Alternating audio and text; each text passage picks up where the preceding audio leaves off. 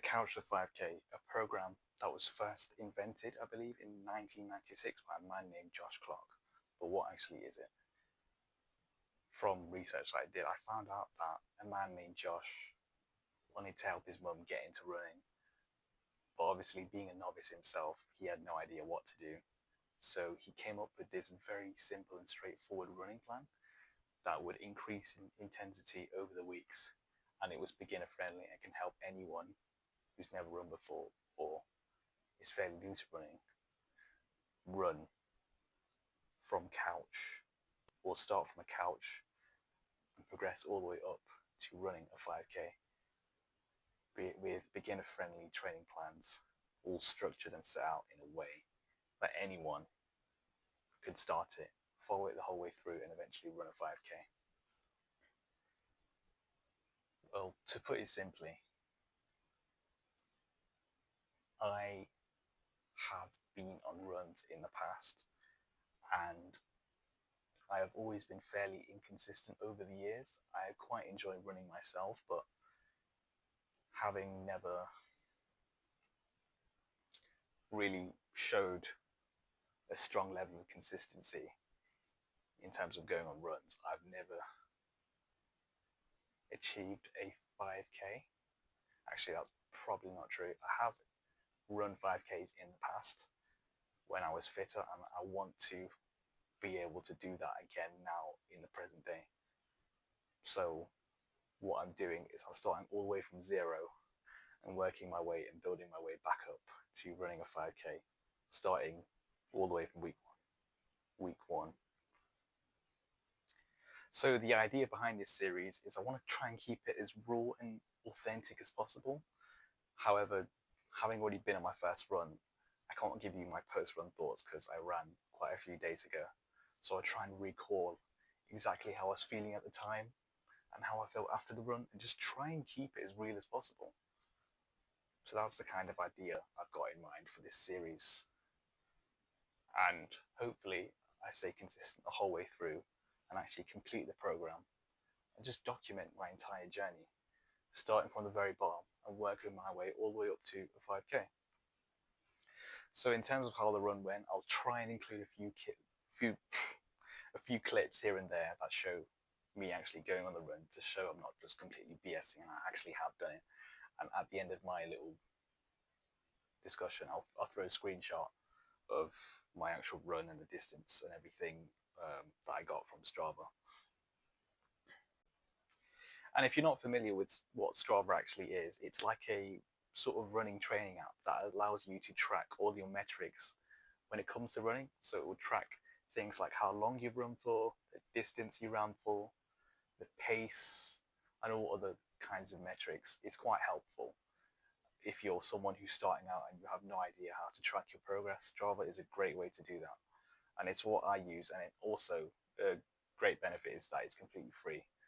So if you're someone who's getting into running, getting Strava is definitely something that will be incredibly helpful for you on your own running journey. So in terms of going on my first run, before the run, I felt very motivated and I was quite looking forward to actually going on it, as I've had a few months off from since I went on my last run. So having that quite big layoff and now coming to my first run, I actually did feel like a real sense of motivation because the start of something new, like a challenge, always seems very enticing. So I was very upbeat and I was really looking forward to it in general. And throughout the run itself,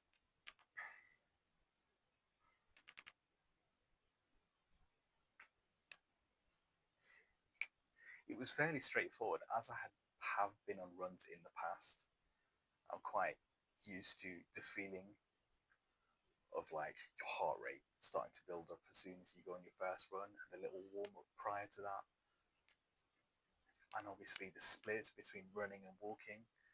When you go on your first run in week one, run one, it will detail out exactly when to run and when to walk.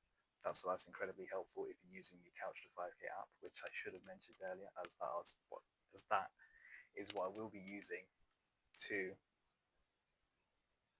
progress my running journey and build my way all the way back up to a 5k run. So yeah, to start off the run, I was quite upbeat, very motivated to start, and I was off to a flyer really.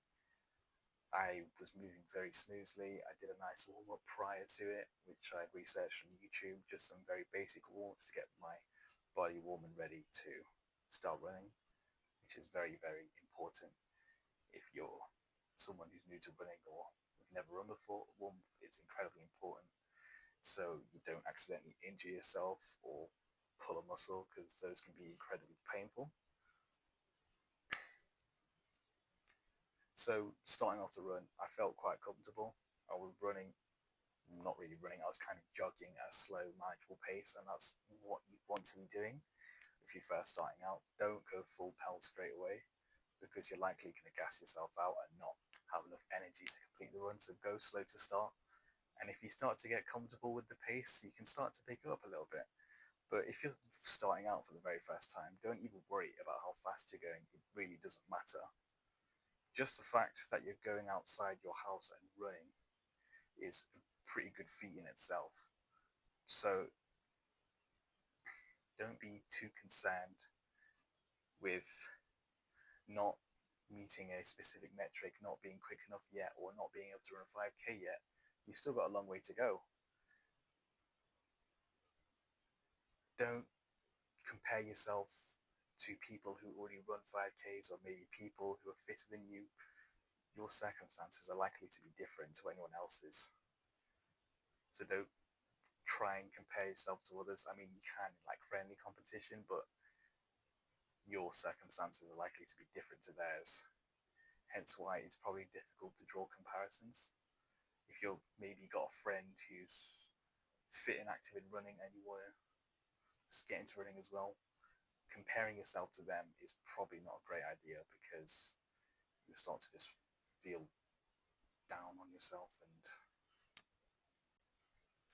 when in actual fact there's no reason to feel like that, because you're just starting out. You're going to be a novice and you're going to get better over time should you remain consistent. So try not to look at already successful runners who've already achieved that kind of feat. You will get there eventually, as long as you stick to the program, remain consistent, ensure you stretch after your runs, and just be sure to drink water as well. That's very important as well. And towards the end of the run, this is when my legs started to feel and get a little bit heavy. As someone who's not running quite a while, you will certainly feel it. Definitely after your first run, your legs, your entire body, you will most likely feel very tired and maybe running on adrenaline throughout your entire run. But once you complete that run, be sure to stretch post-run and just relieve the stress from your body. That's very important. And just be aware that you will feel most likely very sore, and that's completely normal if you're just starting out. And I definitely felt sore. My legs were very heavy, especially my quads as well.